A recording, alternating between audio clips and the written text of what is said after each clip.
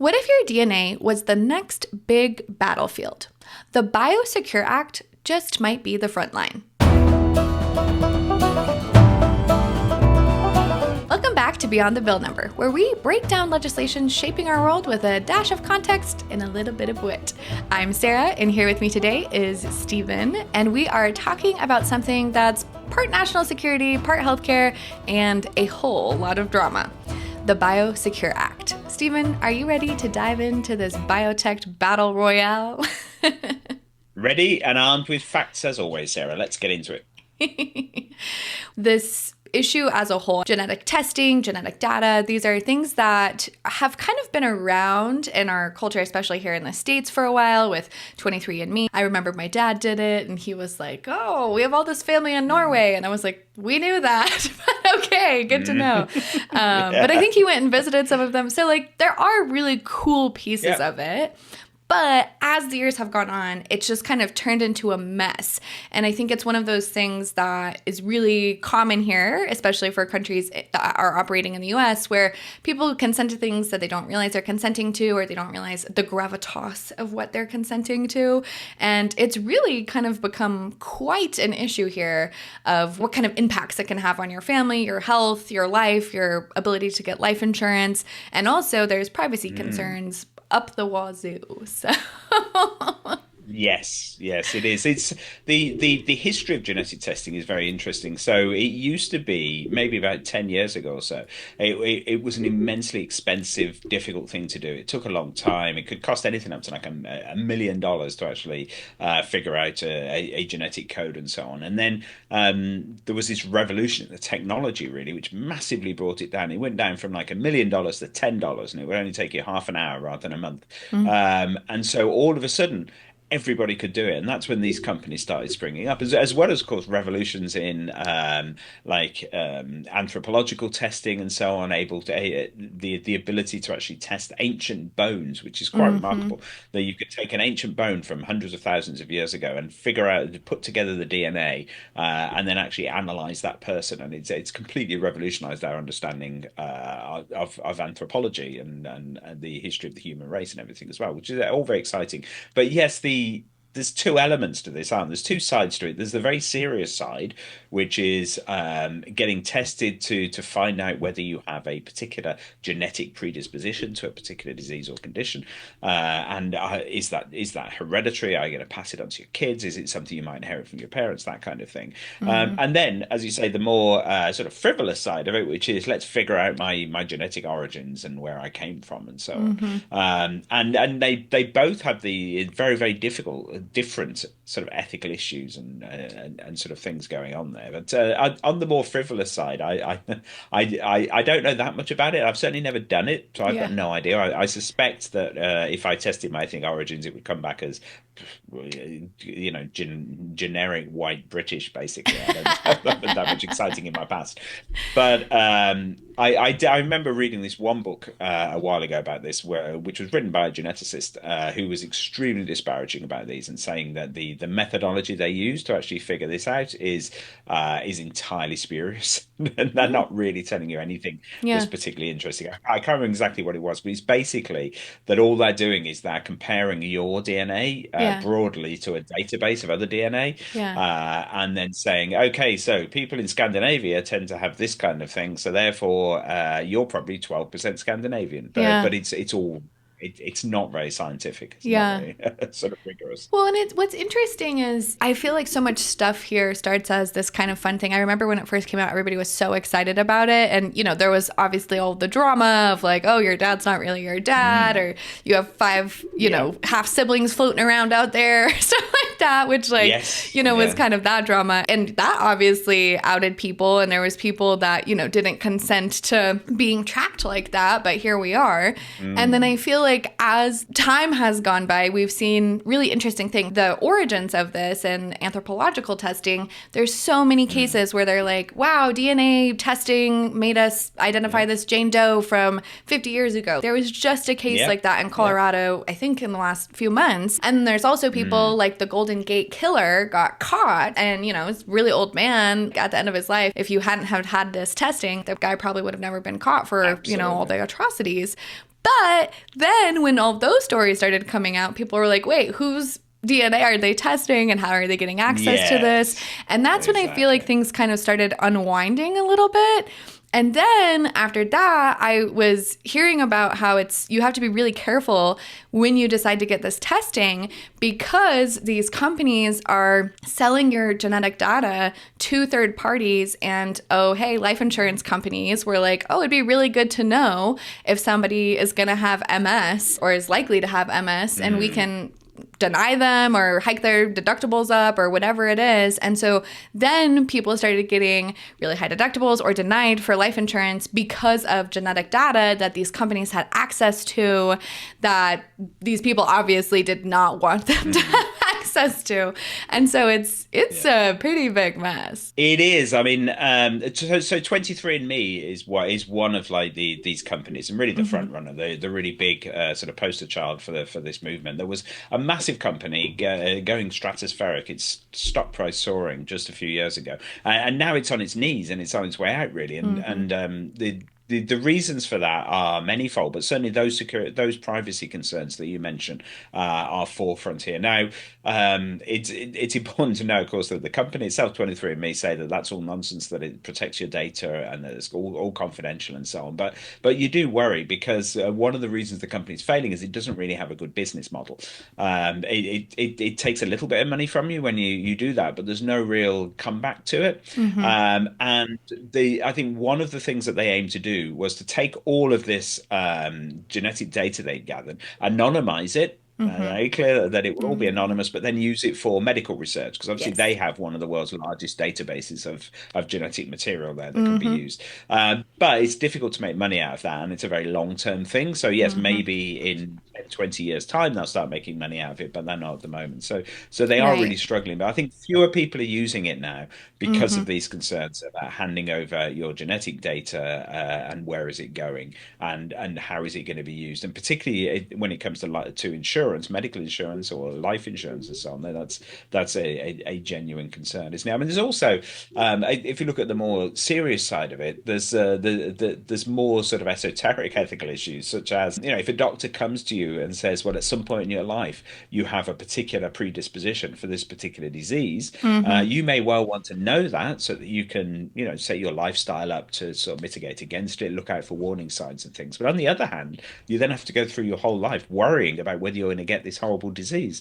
So is it better not to know? And obviously Right. beforehand you don't really know whether you'd like to know or not because you don't know. So yeah, Right.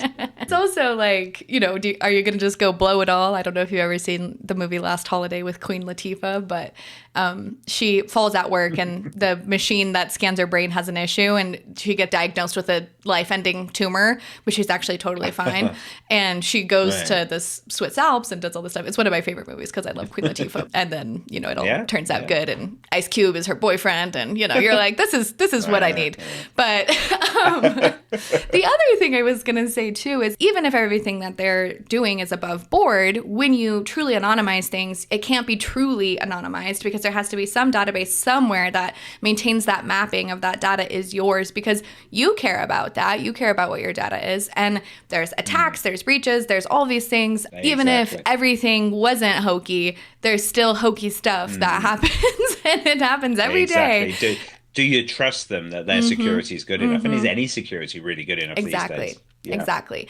And I feel like that is a pretty good precursor into what we're talking about today, which is who owns genetic data? What do we do with it? How are there all these issues all over the place with it? And where Yeah. does China come in here, apparently? Because China comes in everywhere, doesn't it? Yeah. Oh, it does. Okay, well, so let's talk about the BIOSECURE Act, which is obviously Congress's latest attempt to actually sort of dip its toes into this field, really, and start thinking about sort of genetic information and whether it's secure or not. So the BIOSECURE Act, or HR 8333, is the US's latest move to counter Chinese influence in the biotechnology sector. So it's a bipartisan bill. spearheaded by two representatives, Brad Wenstrup and Raja Krishnamurthy, and it aims to protect American patient data and national security. So just the kind of things that we've been talking about, really. Essentially, the bill says federal dollars shouldn't go to biotech companies who are deemed to be security risks, and that's especially those that have ties to foreign adversaries, as they're called, such as China. Okay, so it's a firewall for federal funds. And I hear that it doesn't just stop at barring certain companies, it also targets their partners. And what's kind of that ripple effect there? Exactly. So if a federal agency can't contract with, say, Woozy Aptech, then it also can't work with companies that use Woozy's services.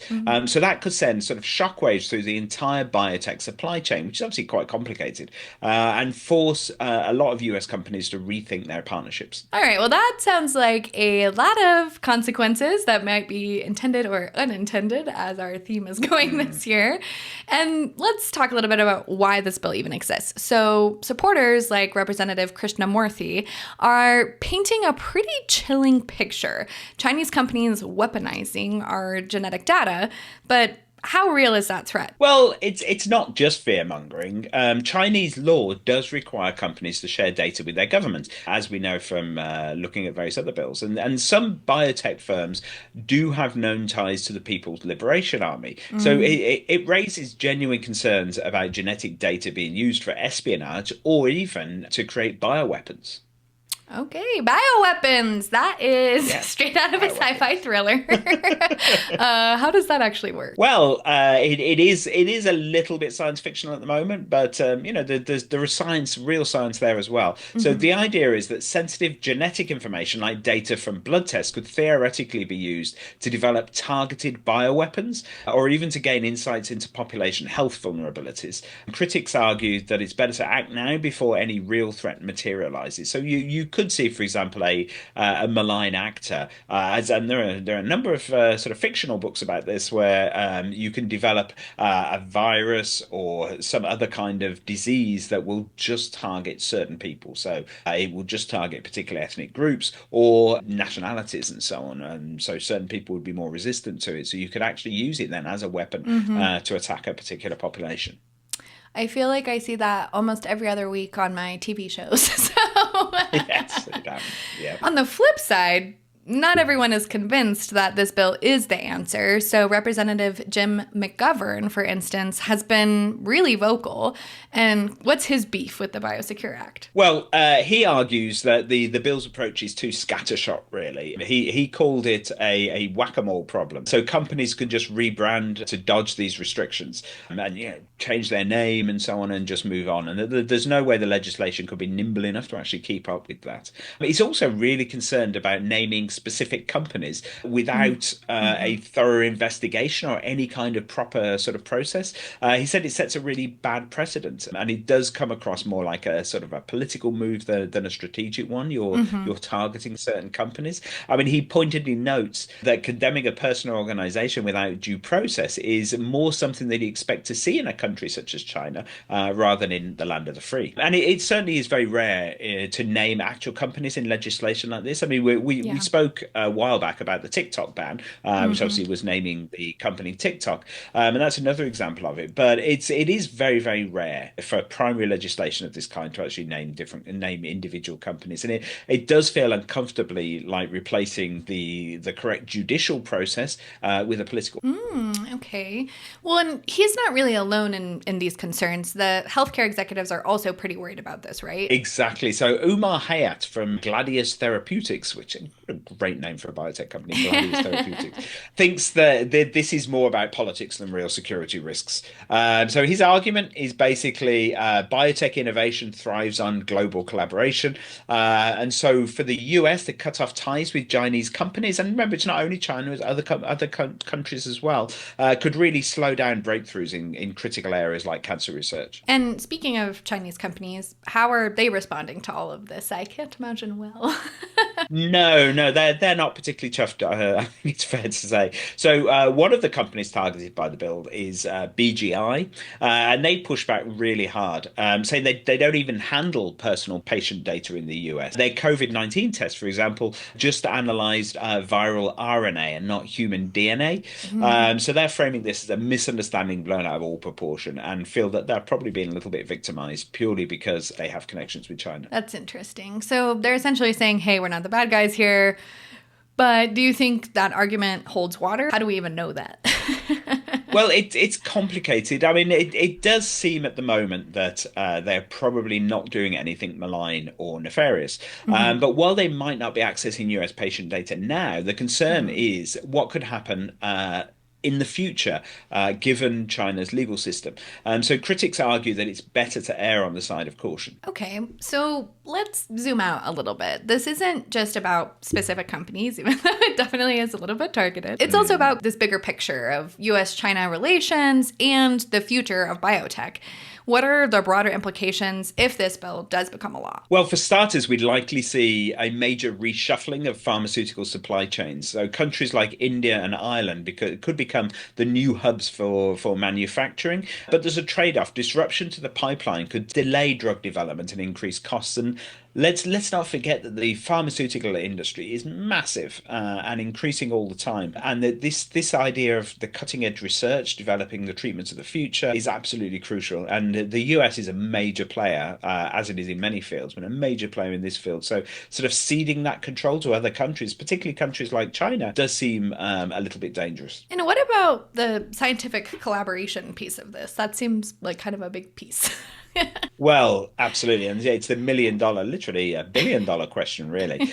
So national security is crucial, but global cooperation has driven huge advances in healthcare. The COVID-19 vaccines were a really great example of this. And in fact, the whole attempt to tackle COVID during that particular emergency relied on doctors all over the world being able to quickly and easily collaborate together to come up with treatments and vaccines and so on that helped us all. So if you restrict that collaboration, you could slow down innovation at a time when we need it most, because let's face it, the next pandemic could be just around the corner. Okay, well, with that, what is next for the BIOSECURE Act? Well, it's heading to the Senate, and it did have broad bipartisan support in the House, and it appears to have that support as well in the Senate. So even in this lame duck session, it does seem to have a good chance of passing. But even if it does become law, we can expect challenges, legal disputes, supply chain headaches, and so on. It could be a game changer, but it certainly won't solve every issue in US China biotech relations overnight, and in fact could have, of course, exacerbate a lot of problems and create a lot of new ones. Well, and I'm sure that debate won't stop here. The balance between security, scientific process, general humanity is something that we're going to be grappling with for years and years to come. Absolutely. Well said, Sarah. So that's all we've got for today then. So thanks for joining us on Beyond the Bill Number.